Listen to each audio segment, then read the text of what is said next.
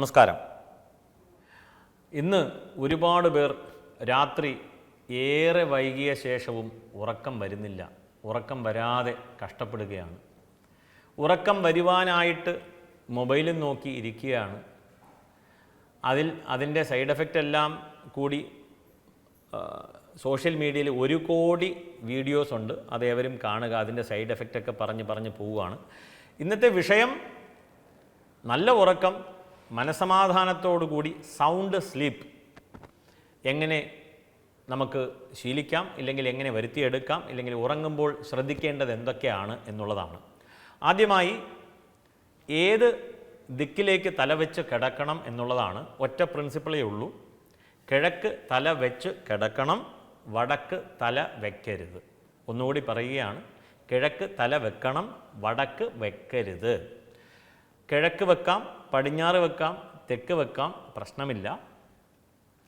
പ്രായേണ ഉത്തമം ഏത് ദിക്കിലേക്കാണ് എന്ന് ചോദിച്ചു കഴിഞ്ഞാൽ കിഴക്ക് തന്നെയാണ്. വടക്ക് തല വെക്കരുത്. ഇനി കിടക്കുന്നതിന് മുന്നേ എന്തൊക്കെ ചെയ്യണം എന്നുള്ളതാണ്. പല ദേശത്തും പല രീതിക്കും പല ആചാര്യ പ്രണീതമായിട്ട് ശ്ലോകങ്ങളൊക്കെ ഉണ്ട്. അതിൽ ഒരു ശ്ലോകം ഏവർക്കും അറിയാം. കരചരണകൃതം വാ കായജം കർമ്മജം വാ ശ്രവണ നയനജം വാ മാനസം വാ അപരാധം വിഹിതം വാ സർവമേതത് ക്ഷമസ്വ ശിവ ശിവ കരുണാബ്ധേ ശ്രീമഹാദേവശംഭു.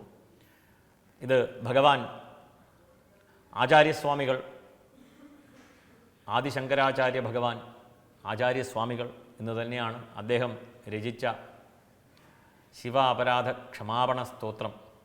കരചരണകൃതം വാ, ഈ ശ്ലോകത്തിൻ്റെ അർത്ഥം തന്നെ ഏവരും മനസ്സിലാക്കുക. കരചരണകൃതം വാ കായജം കർമ്മജം വാ. ലളിതമായ സംസ്കൃതമാണ് ഇത്. മലയാളം സംസ്കൃതം എല്ലാം ഒന്ന് തന്നെ ആയതുകൊണ്ട് ഏവർക്കും മനസ്സിലാകും. ഈ അപരാധങ്ങളെല്ലാം തന്നെ, ചെയ്തു പോയ അപരാധങ്ങളെല്ലാം പൊറുക്കണമേ, ക്ഷമിക്കണമേ എന്നുള്ള നല്ലൊരു ശ്ലോകം, നല്ലൊരു പ്രാർത്ഥന. ഇതെന്നും ചെയ്യുമ്പോൾ നാം തന്നെ നമ്മുടെ മനസ്സിനെ പരിവർത്തനമാക്കിക്കൊണ്ട് നല്ല ശീലത്തിലേക്ക്, നല്ല തോട്ട് പ്രോസസ്സിലേക്ക്, ഒരു ക്ലാരിറ്റി, വ്യക്തതയിലേക്ക് നീങ്ങുകയാണ്. അതേവരും ശ്രദ്ധിക്കുക. ഈ നാമജപം ജപിക്കുന്നത് ദേവതയ്ക്ക് വേണ്ടിയിട്ടല്ല, നമുക്ക് വേണ്ടിയിട്ടാണ്. ശിവന് വേണ്ടിയിട്ട് ഈ ശ്ലോകം ആരും ജപിക്കണം എന്ന് നിർബന്ധമില്ല. ശിവൻ ഓൾറെഡി മോക്ഷപ്രാപ്തിയിലേക്ക് എവിടെയോ ഇരിക്കുകയാണ്. അപ്പോൾ നമ്മളുടെയൊക്കെ ധാരണ എന്ത് എന്ന് ചോദിച്ചു കഴിഞ്ഞാൽ വിഷ്ണു സഹസ്രനാമം ജപിക്കുന്നത് വിഷ്ണുവിന് വേണ്ടിയിട്ടാണെന്നുള്ളതാണ്. ശിവ സഹസ്രനാമം ജപിക്കുന്നത് ശിവന് വേണ്ടിയിട്ടുള്ളതാണെന്നാണ്. ഒരിക്കലുമല്ല. നമ്മൾക്ക് വേണ്ടി നാം ജപിക്കുന്നു. നമ്മളുടെ മനസ്സിൻ്റെ ക്ലാരിറ്റിക്ക് വേണ്ടിയിട്ട്, നല്ല ബോധം, നല്ല വിവേകം, നല്ല ചിന്ത വളർത്തുവാനായി നാമജപം അല്ലാതെ വേറൊന്നുമില്ല.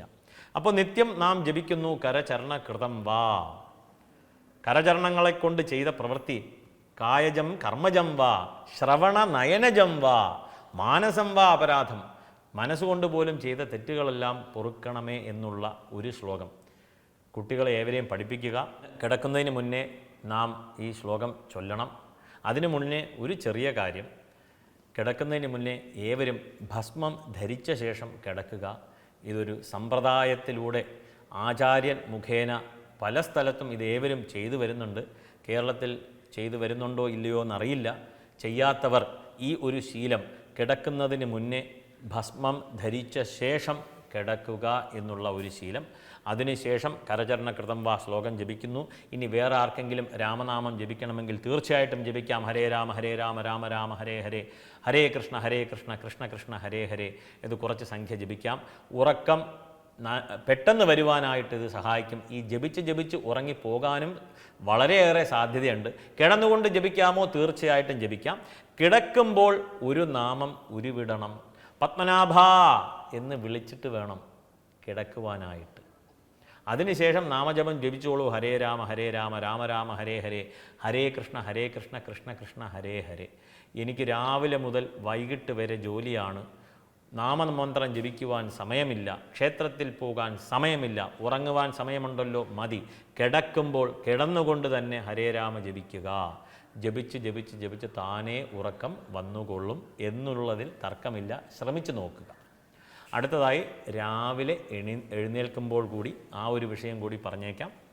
രാവിലെ എഴുന്നേൽക്കുമ്പോൾ വലതുവശം ചെരിഞ്ഞ് സാവധാനം എഴുന്നേൽക്കുക. എഴുന്നേറ്റിരുന്ന ശേഷം ഏവർക്കും അറിയാം ഭൂമിദേവിയെ തൊട്ട് വന്ദിക്കണം. കരങ്ങൾ നോക്കണം. കരങ്ങൾ നോക്കിയിട്ടാണ് നാം പ്രാർത്ഥിക്കുന്നത്. കരാഗ്രേ വസതേ ലക്ഷ്മി, കരമധ്യേ സരസ്വതി, കരമൂലേ സ്ഥിതേ ഗൗരി, പ്രഭാതേ കരദർശനം എന്ന ശ്ലോകം. ഇത് യൂട്യൂബിലൂടെ കണ്ട് അവിടെ കോപ്പി അടിച്ച് ഒരുപാട് തെറ്റ് വരുത്തിയിട്ടുണ്ട്. കരമൂലേ സ്ഥിതേ ഗൗരി എന്നുള്ളതാണ്. കരമൂലേതു ഗോവിന്ദ എന്നൊക്കെ വന്നിട്ടുണ്ട്. കാരണം ആദ്യം വസതേ ലക്ഷ്മി, കരാഗ്രേ വസതേ ലക്ഷ്മി, കരമധ്യേ സരസ്വതി, കരമൂലേ സ്ഥിതേ ഗൗരി.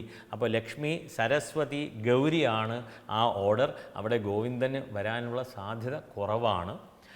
തെറ്റുണ്ടോ എന്ന് ചോദിച്ചു കഴിഞ്ഞാൽ അത് നാമമാണ്, തെറ്റില്ല എന്ന് പറയേണ്ടി വരും ശ്ലോകരൂപേണ.